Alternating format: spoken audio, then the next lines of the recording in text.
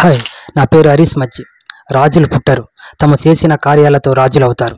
ఒక రాజు తన జీవితం రాజ్యం కోసం అంకితం చేస్తాడు, కానీ ఒక యోధుడు తన ధర్మం కోసం ప్రాణాలు అర్పిస్తాడు. 1689 భారతదేశ చరిత్రలో ఒక అంధకారమైన రోజులు. మొఘల్ చక్రవర్తి ఔరంగజేబ్ తన శత్రువుల్ని ఓడించడానికి అనేక కుట్రలు, యుద్ధాలు చేశాడు. కానీ అతని ఎదుట నిలబడిన ఒక యోధుడు అతని క్రూరత్వాన్ని ఎదుర్కొన్నాడు. ఆయనే ఛత్రపతి సంభాజీ మహారాజ్. ఒక ధైర్యవంతుడు, ఓ రాజకుమారుడు, మరాఠా సామ్రాజ్యాన్ని కాపాడేందుకు తన ప్రాణాలను అర్పించిన గొప్ప వీరుడు. కానీ అతనిని ఎందుకు క్రూరంగా చంపివేశారు?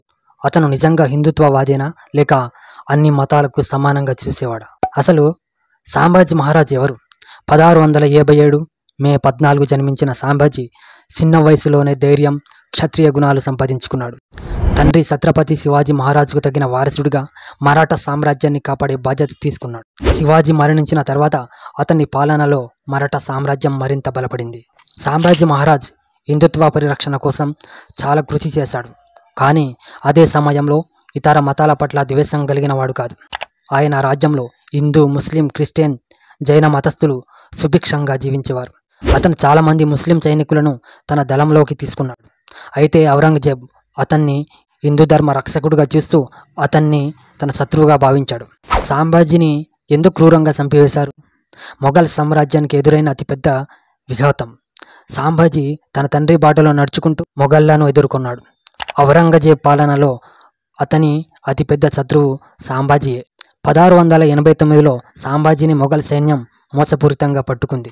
అతన్ని ఔరంగజేబ్ ఎదుట తీసుకొచ్చారు. ఔరంగజేబ్ అతనికి శిక్ష విధించే ముందు ఒక ఆఫర్ ఇచ్చాడు. ఇస్లాం మతంలో మారిపో, లేదా మరణం స్వీకరించు. సంభాజీ ధైర్యంగా తిరస్కరించాడు. నా ప్రాణాలు తీయగలవు, కానీ నా విశ్వాసాన్ని మార్చలేవని చెప్పాడు. అప్పుడు అతనిపై అమానుష హింస. నాలిక కోసేశారు, కళ్ళు పీకేశారు, శరీరం ముక్కలు ముక్కలుగా నరికి చివరికి తలను కూడా తెగ నరికేశారు.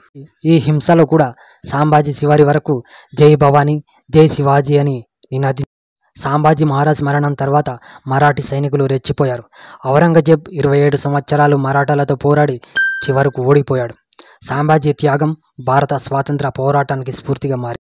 ఔరంగజేబ్ మరణించినప్పుడు అతని చివరి మాటగా అన్నది, నా జీవితంలో చేసిన అతిపెద్ద తప్పు సంభాజీని హింసించడం. సంభాజీ మహారాజ్ త్యాగం భారతదేశ చరిత్రలో చెరగని ముద్ర వేసింది. అతను ఒక ధైర్యవంతుడు మాత్రమే కాదు, ఒక నమ్మకం, ఒక స్ఫూర్తి, ఒక చరిత్ర. జై సంభాజీ మహారాజ్. వీరులు మరణించరు, వాళ్ళు చరిత్రలో ఒక చైతన్యంగా మారిపోతారు. ఒక రాజుగా, ఒక వీరునుగా, ఒక ధర్మ సంరక్షకుడిగా సంభాజీ మహారాజ్ అందరికీ ఆదర్శం.